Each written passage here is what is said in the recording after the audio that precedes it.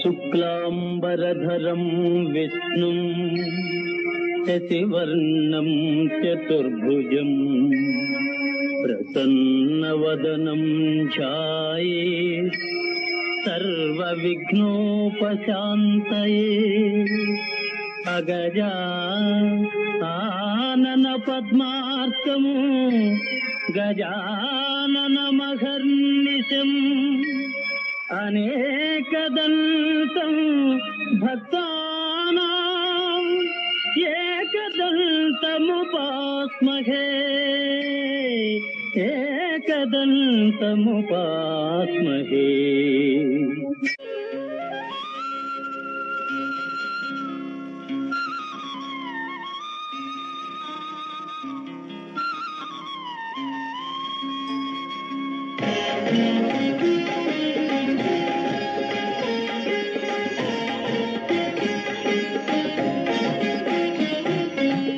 శివ శివ శంకర భక్తభశంకర శంభో హర హర నమో నమో.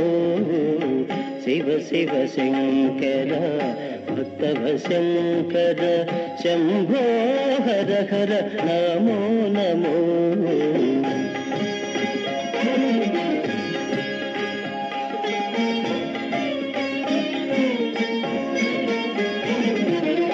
పుణ్యము పాపము ఎరుగని నేను, పూజలు సేవలు తెలియని నేను.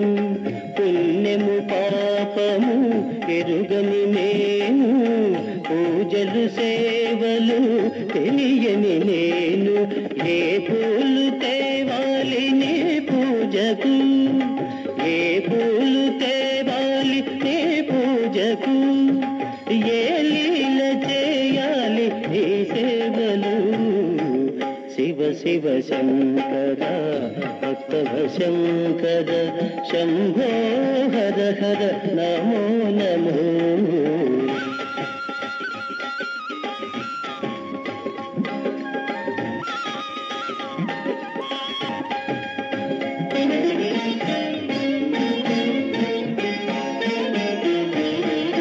మారేడు నీవని కేరేరితేనా, మారేడు దళములు నీ పూజకు.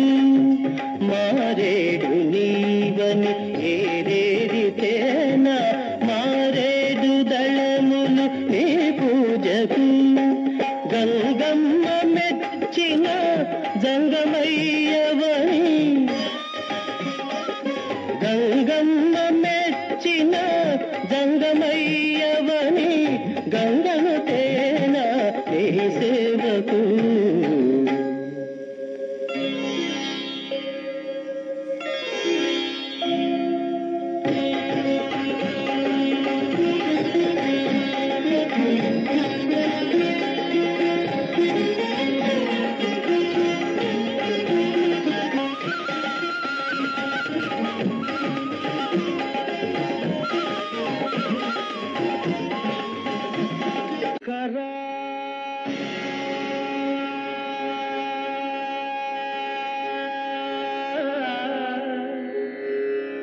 నాద శరీరా పరా వేద విహారా జీవేశ్వరా శంకరా నాద శరీరా పరా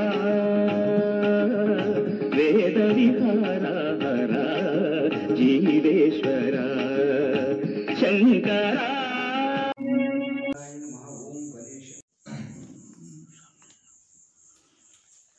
ఓం శ్రీ గురుభ్యో నమః. హరి ఓం శ్రీ పార్వతీశ్వరందీశ్వర స్వామి దేవతాభ్యో నమః. ఈరోజు స్వామివారి స్థల పురాణం అనేది మనము చెప్తున్నాము. శివనంది దేవస్థానంలో కడమల కాలువ, బండాత్మకూరు మండలం, నంద్యాల జిల్లా దగ్గర నుంచి 15 కిలోమీటర్ల శివనంది దేవస్థానము కడమల కాలువ గ్రామంలో స్వామివారు అనేది వెలిశారు. ఈయన గురించి ఈయన స్వయంభుగా కోనేట్లో నుంచి స్వామివారి స్వయంభుగా అనేది వెలిశారు. ఈయన ఎలా స్థాపించారంటే, అప్పట్లో చాణక్య మహారాజులు వచ్చి శివభక్తుడు, ఆయనకు సంతానం లేక ఎన్నో రాజ్యాలు తిరిగి ఎన్నో పూజలు చేసుకున్నా కానీ ఆయనకు అనేది పుత్ర సంతానం లేక బాధపడుతూ ఆయన స్వామివారి ధ్యానం చేసుకుంటూ అయ్యో నాకు ఇంత సంతానం అనేది కూడా ఉండి కూడా నాకు సంతానం అనేది లేదే, ఇంత రాజ్యం ఉండి కూడా నాకు సంతానం లేదే ఆయన బాధపడుతూ స్వామివారి ధ్యానం చేసుకుంటూ నిద్రపోతూ ఉంటాడు.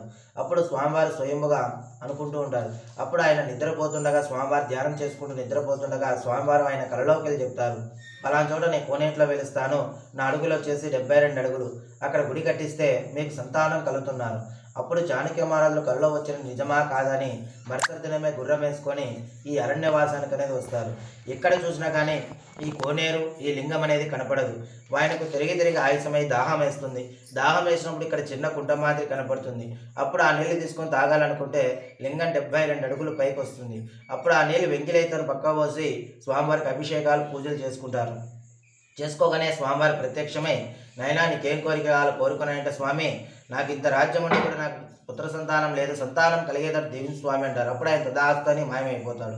కొన్నాళ్ళ తర్వాత భార్య గర్భవతి అవుతుంది. ఆమెకు 2వ పులికేసి పుడతాడు. ఆ 2వ పులికేసి పుట్టగానే ఈ గుడి కట్టించారండి. 1600 సంవత్సరాలు అయిందండి. ఇది వచ్చేసి కోనేరు. కోనేరు నుంచి స్వామివారు స్వయంపుగా అనేది 72 అడుగులు పైకి వచ్చారు. ఇక్కడ స్వామివారి కోనేట్లోకి పానమఠం కూడా కోనేట్లోకి అనేది కూడా ఉంది. కాబట్టి ఇక్కడ స్వామివారికి ఎన్ని బిందెలు నీళ్లు పోసినా కానీ కోనేట్లోకి వెళ్ళిపోతాయి. కాబట్టి పానమఠం అనేది బయటికి అనేది లేదు. కాబట్టి ఈ పానమఠం కూడా కోనేట్లోకి ఉంది. కాబట్టి ఎన్ని బిందెలు పోసినా కానీ నీళ్లు కూడా కోనేరులోకి వెళ్ళిపోతాయి. కాబట్టి ఈ 4 స్తంభాలు కూడా కోనేట్లో నుంచి ఈ గాలిగోపురం అనేది కూడా కట్టారు. అలాగే ఈ గర్భాలయంలో కూడా శిఖర దర్శనము, గాలిగోపురము, సురంగం అనేది కూడా మార్గం అనేది ఆ మూలక అనేది ఉంది. అలాగే ఇక్కడ స్వామివారికి అనేది బ్రహ్మసూత్రం అనేది కూడా ఉంది. బ్రహ్మసూత్రం అంటే స్వామివారికి 3 గీతలు ఉన్నాయి, చాలా పవర్ఫుల్.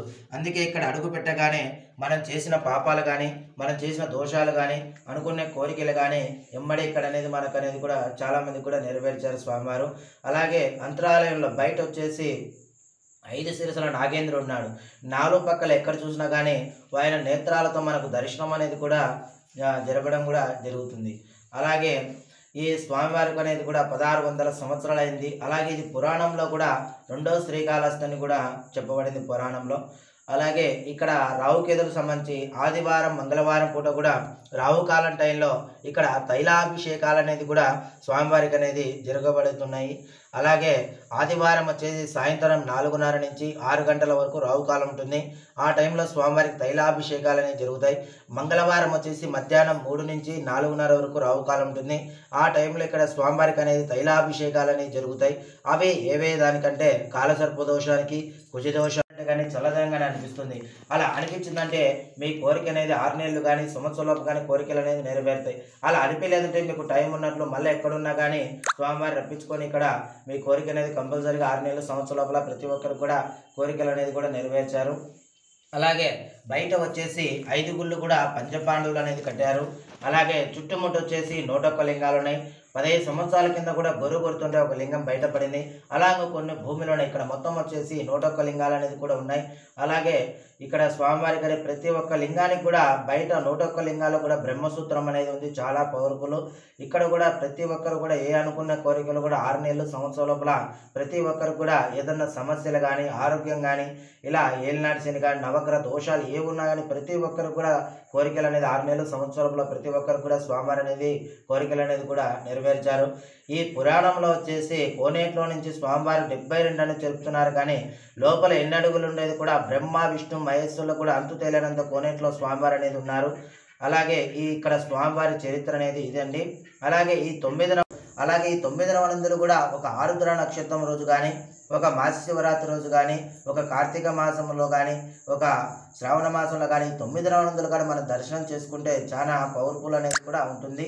అలాగే ఈ 9 నవనందులు కూడా ఎప్పుడెప్పుడు అంటే ఉదయం 5 గంటల నుంచి సాయంకాలం 6 లోపల ఈ 9 నవనందులు కానీ మనం దర్శనం చేసుకున్నామంటే కాశీకి వెళ్ళినంత ఫలితం దక్కుతుంది.